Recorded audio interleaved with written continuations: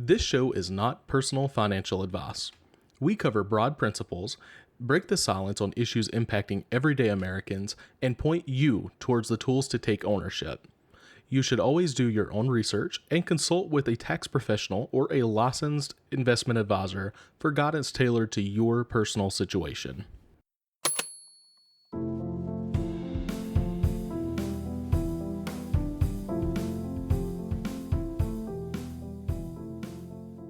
Welcome to the Backwoods Money podcast, the show where we break the silence on financial issues impacting everyday people.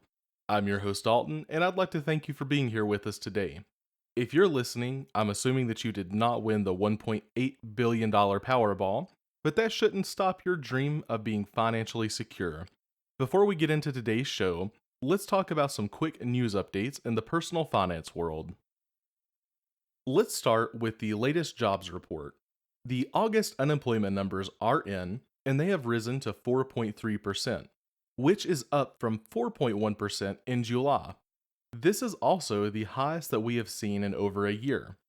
Job growth has slowed, especially in retail and manufacturing. The long term unemployment number has also increased, which means that more people are out of work for months at a time and not just for a week or two. The labor force participation rate has stayed flat, so the numbers aren't just more people looking for work. It is also more people potentially losing jobs. Meanwhile, Americans just set a new record for credit card debt, $1.21 trillion. That is 1,210 billions of dollars. That's not mortgages or car loans, that is just plastic, which is absurd. Balances are climbing, interest rates are still sky high, and more people are only making the minimum payments. That means most of what they're sending in each month is going straight to interest, while barely touching the principal. It's a cycle that is keeping many households stuck. And if that wasn't enough, auto loan delinquencies have hit their highest level in 13 years. More Americans are falling 60 or more days behind on car payments, which in part has to do with the record high vehicle prices, the interest rates in the 7 to 8% range, and an already stretched thin budget.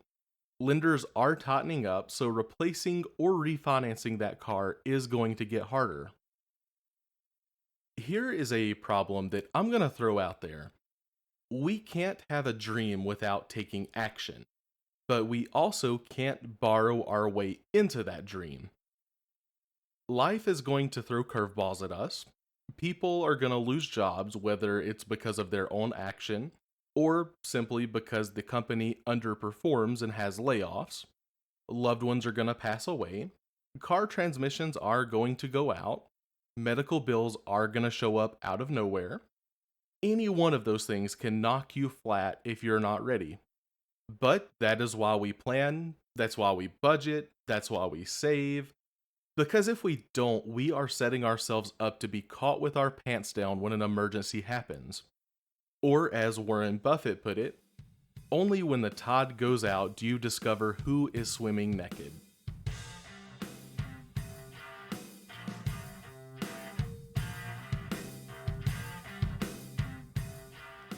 This episode is brought to you by our one-page budget template, now available as a free download on our website. Budgeting should not be complicated or intimidating. It should be empowering and help you identify where your money is actually going. You don't need a fancy app or a subscription to get started. What you need is a pen and a piece of paper. Go download your free copy of our one-page budget template for free at www.backwoodsmoney.com/budget. Again, that is www.backwoodsmoney.com/budget.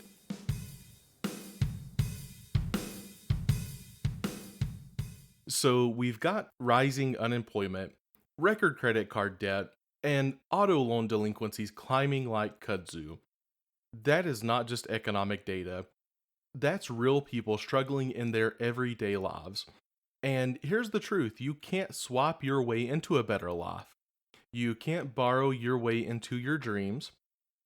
but you also can't sit on your butt and just expect it to show up.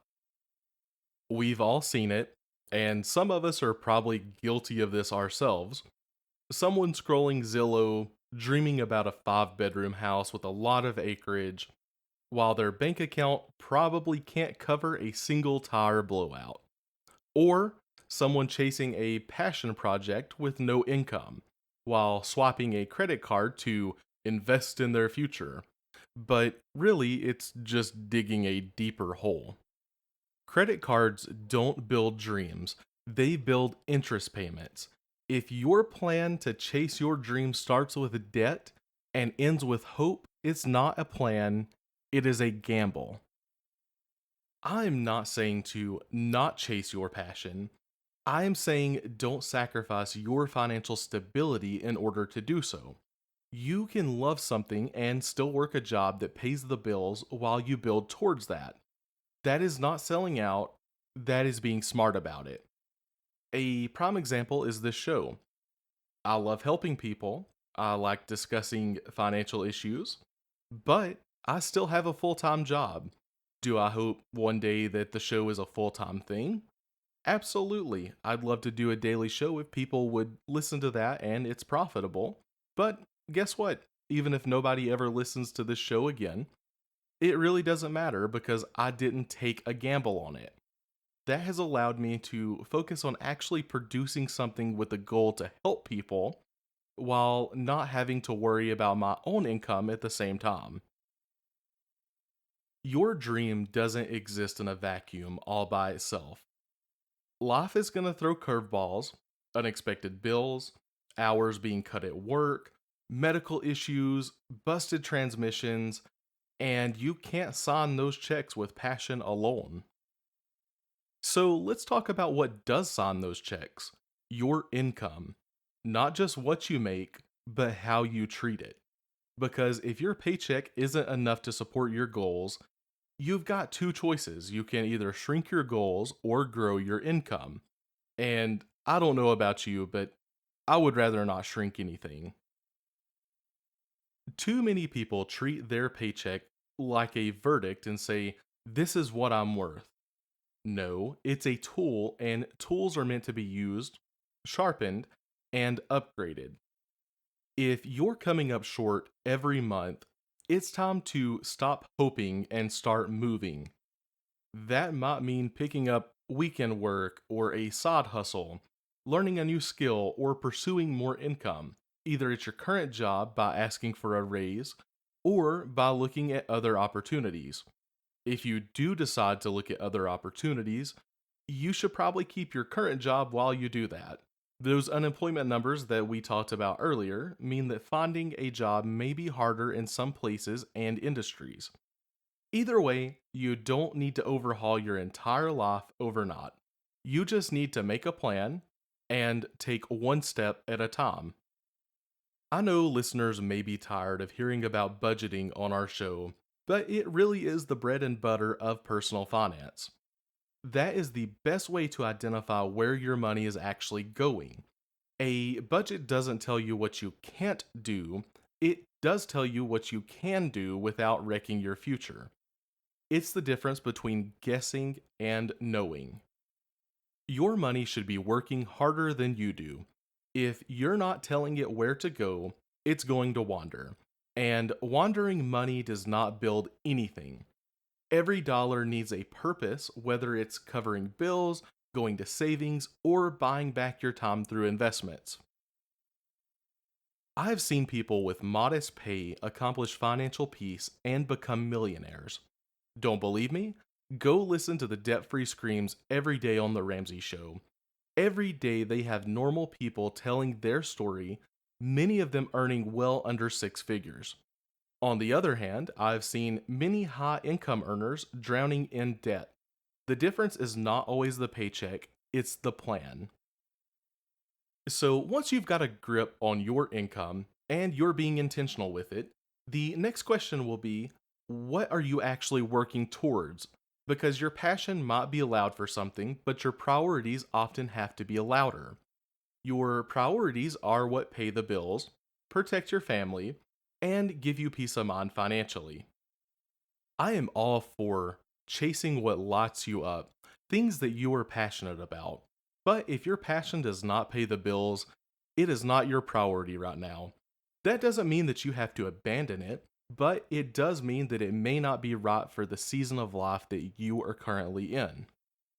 You want to write music, start a business, start a podcast, that is great. But if your rent is due and your car needs new tires, you better have a job that covers those things first. Passion can be a side hustle until it earns the right to be your main gig. I have lived this. Years ago, I got into real estate because I liked land, homes, and never turned down a good HGTV show. I love the idea of helping people find their place. A man that I highly respected told me that a commission only income is often the best diet plan known to man.